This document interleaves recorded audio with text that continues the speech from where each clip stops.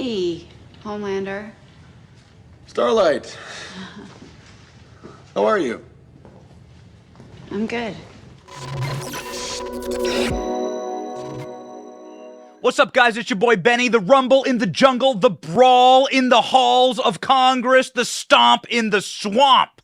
Kevin McCarthy's speaker election has turned violent last night in the small hours of the morning. The vote went till 2 a.m. and on the 14th round, all hell broke loose. Matt Gaetz was physically attacked. Members had to be restrained on the floor from attacking Matt Gaetz after the 14th failed speaker vote. This is insanity. Tensions were high on the House floor Friday night as members had to physically restrain Rep. Rogers, Mike Rogers, who's in charge of a committee that Matt Gaetz sits on, and the 14th failed speaker vote. So the background here is that Matt Gaetz was supposed to vote for Kevin McCarthy. He didn't, thus dooming Kevin McCarthy again on the 14th round. Kevin McCarthy even personally went in and got physically involved in this specific altercation. Check it out. So you have Kevin McCarthy walking over to Matt Gaetz. This is a wild moment here. Kevin McCarthy is talking with Matt Gaetz. They're having a conversation. Matt Gaetz is pointing. At this point, Matt Gaetz is the only person who is holding up Kevin McCarthy's speakership. McCarthy has all the votes he needs. He just needs a single more vote. Even Lauren Boebert voted present, essentially. And so Matt Gaetz is saying, no, I'm not going to do it, or I'm not going to change my vote. They needed him to change his vote to McCarthy, from present to McCarthy. McCarthy's personally over there talking with Matt Gaetz. And now things get nuts, all right? An aide for McCarthy comes over and tries to get involved. Matt Gaetz starts to yell. Matt Gaetz begins to yell and shout. Lauren Boebert sitting next to Matt Gaetz. Lauren Boebert has already essentially cast her vote for McCarthy. She voted present. And now watch. So now everything boils over. They need Matt Gaetz to change his vote. Kevin McCarthy leaves, and Mike Rogers is up there, gets in, and starts screaming at Matt Gaetz and has to be physically restrained. Now watch, Kevin McCarthy hears there's a fight, and he has to run him back over to try and fix the fight, the brawl that's going on the floor, okay? So this is insanity. Check out some of these images. You can see it here. This is Mike Rogers. He has to be physically restrained by another member of the House over a brawl with Matt Gaetz. Wow. The man who restrained him, his name's Richard Hudson, had to physically pull him back. Here's another image of that happening. You can see here, let's zoom in. You can see there the actual physically holding back Matt, and then you got Matt Gaetz right here. What is happening? Look, now hear me out, Matt. Waffle House. What? Matt Gaetz not voting for McCarthy. Mike Rogers ready to stab. And it wasn't just Matt Gaetz who could have gotten bloody in this one. Dan Crenshaw was literally bloody on the House floor. Dan Crenshaw, what's with your bloody hand? Is someone punching walls? Writes the Gateway pundit. Again, guys, this is bedlam. Okay, so Dan Crenshaw has called the members that won't vote for Kevin McCarthy terrorists. Dan Crenshaw then showed up on the floor with a bloody hand. Check this out. This is Dan Crenshaw's hand there. It's clearly been ripped open, and you can see that he has bloody knuckles. Who has Dan Crenshaw been punching? Is he even punching walls? If Dan Crenshaw is actually punching walls in the Capitol, I hope he knocks it off. Taxpayers will be forced to pay for the repairs. Has Dan Crenshaw been punching walls? Writes another Twitter user. And here's the shot right there. Dan Bongino jumped in to Dan Crenshaw saying that these Republicans who won't vote for McCarthy are holding everyone hostage. Nobody's holding you hostage. You're free to leave at any time. There's a republic. This is the process. Move to North Korea if you'd prefer a coronation. And this is the point, ladies and gentlemen, that Kevin McCarthy did in fact win on the 15th ballot. Kevin McCarthy won on the 15th ballot because of who? Donald Trump. Look at this image of Marjorie Taylor Greene handing the Donald Trump is calling you phone. This is the DT. Look at that, DT.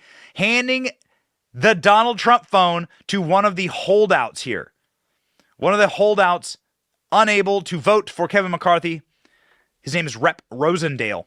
Well, anyway, it turns out, it's Dan Crenshaw negotiating with the terrorist. It's Dan Crenshaw looking at Matt Gaetz. Oh my. With a bloody hand. Look at that hand.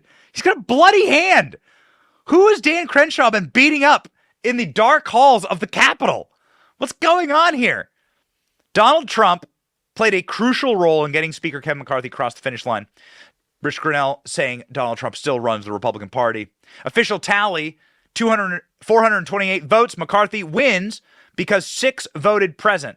So these people did not vote for McCarthy. All 6 decided to vote present. And Jeffries did not get the threshold either. So what this means is because Republicans have the majority in the House, that means that McCarthy gets the votes, even though he didn't get to the 218 threshold. Again, Donald Trump playing a key role in Kevin McCarthy's victory here. So Kevin McCarthy, what did he do once he became Speaker after 15 rounds of voting and literal brawling? Well, Kevin McCarthy had promised to smash Nancy Pelosi with the gavel. Listen. One promise to you. If we win the majority, which I know we're going to, you're all invited. If you come to this work, there's one more thing. I want you to watch Nancy Pelosi hand me that gavel.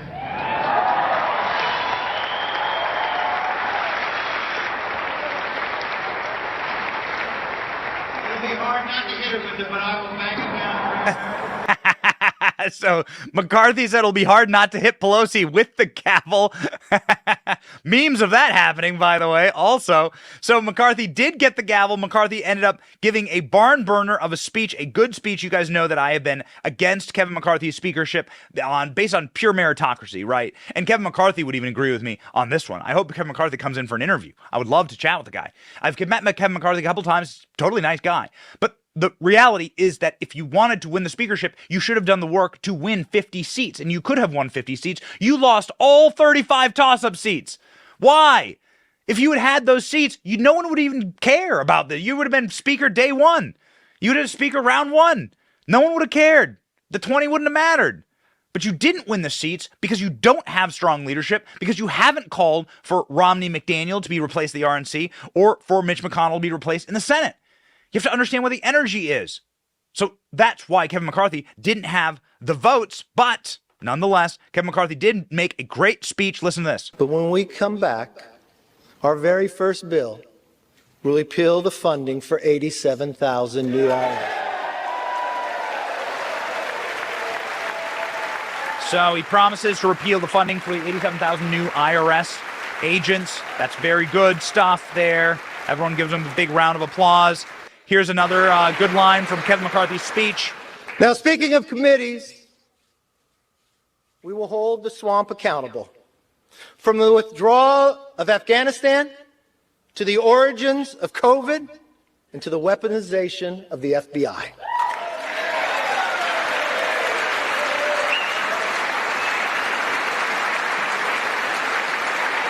Good.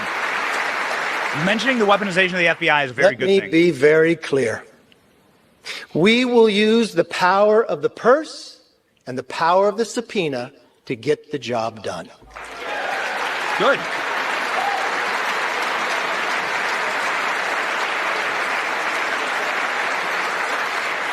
Good. And the Democrat... This is something we should all agree upon.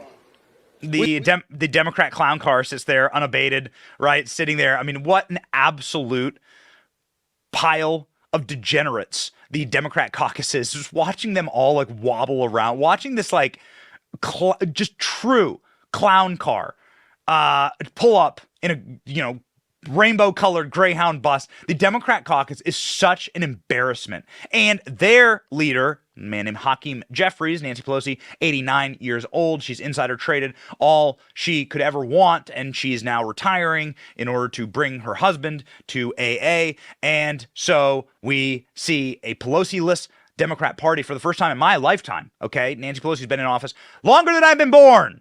So, ladies and gentlemen, Hakeem Jeffries, the new guy in charge, he got a chance to speak. Nancy Pelosi did not get a chance to hand Kevin McCarthy the gavel. We would have all loved that. Nancy Pelosi didn't do that. Hakeem Jeffries got a chance to talk instead because the leadership votes took place a couple of weeks ago, and now the speaker votes, which could have happened the same day of the leadership votes, didn't happen because Matt Gaetz, the 20, the holdout. Hakeem Jeffries, this is the best the Democrats have to offer.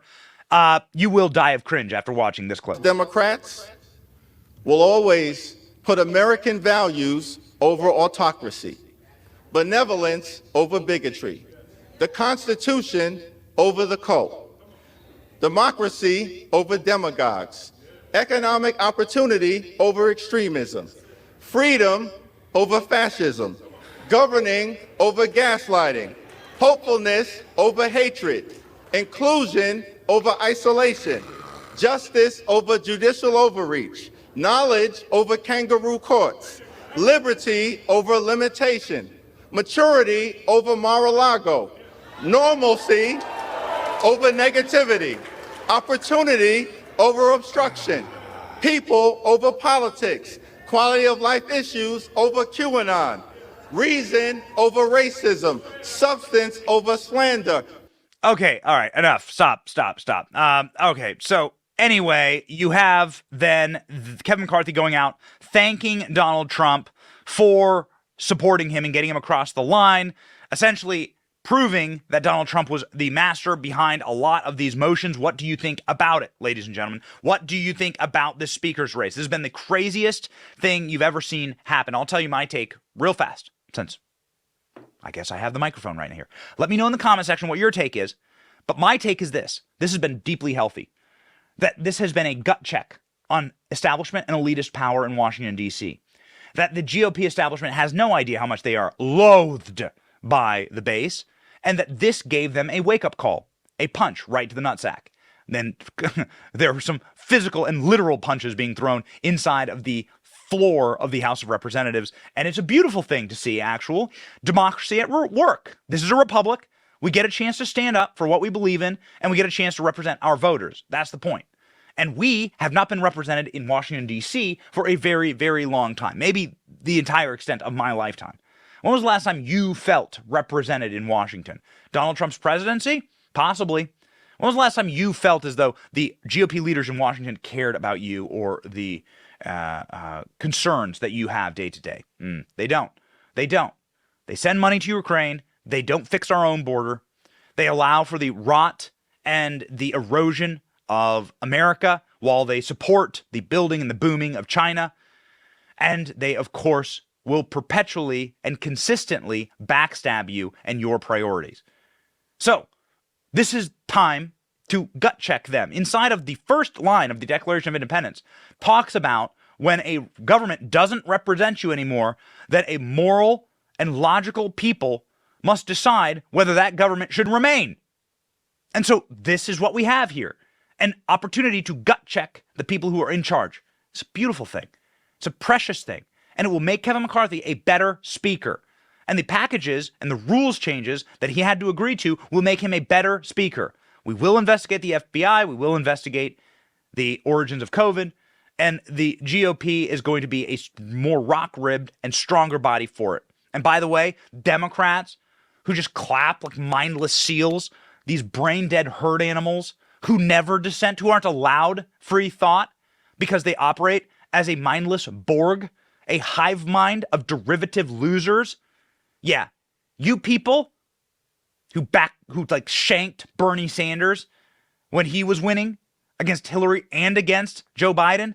You people who put your boot on the neck of the squad when they got out of line. Yeah, you people can laugh all you want.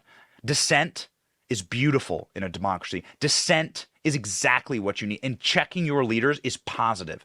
When you don't check your leaders and when you don't have the ability to critique them and to hold them accountable, you do get Joe Biden and Kamala Harris. That is what you get. So shame on you people.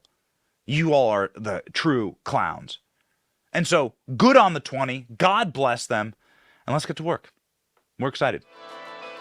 Thank you for watching. Our channel is here to meme the libs until they cry and then to meme them crying. Their tears taste like ice cream. We ridicule the establishment, and we do so because of you. Your support keeps us going. So if you liked what you saw, please click the thumbs up. Please punch, subscribe, and ring the bell to let you know when we have a new video. Don't you want us to let you know when we're live? Please check out more of our videos here and sign up for our mailing list in case something happens and the plug gets pulled. We want to be able to keep in touch with you. My name is Benny Johnson, and thank you for watching. Based Patriots, stay free.